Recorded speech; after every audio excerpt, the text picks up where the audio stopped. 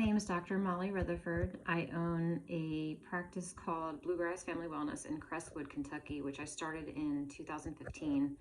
It is a direct primary care practice, but also a direct care addiction practice where we treat addiction here. We treat opioid dependence, alcoholism, several addictions here. What advice would you give an aspiring medical student? I would tell anyone who's thinking about becoming a doctor to spend some time with physicians in various areas of medicine. So if you're not sure what you want to do, spend some time shadowing physicians that you know. I definitely recommend spending some time with physicians who do what I do, which is direct care. So we don't deal with insurance. There's not as much administrative burden. And then compare that to your experience with physicians who are still in the traditional system, and then take notes on that and pay attention to who's happier. What's the most important behavior, belief, or habit that changed your life?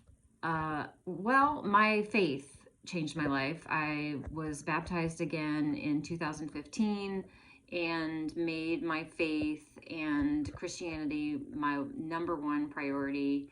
Or I still try to make that my number one priority.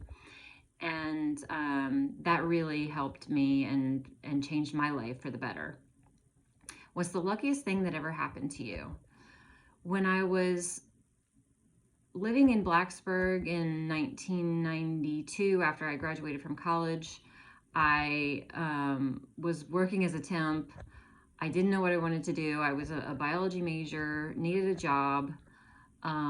I really needed to grow up and leave that town, and my best friend had already moved back up to Northern Virginia, which was where we were from, and she had gotten a job with a company called Tiger at the time, not really relevant, but during that process she had applied for several jobs in the DC area, including a job with the federal government at the NIH, specifically with the NIAID, which is the National Institute of Allergy and Infectious Diseases.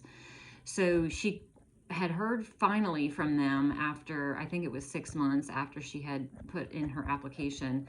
And she told he was the chief of the lab at the time. He was the chief of the mast cell laboratory within the NIAID. And she told him about me.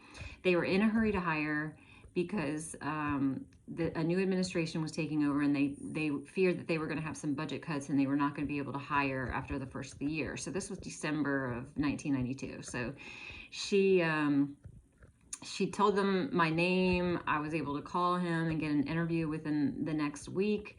I interviewed for the job and they offered me the job on the spot. This is when I was 21. I think I was 21 years old.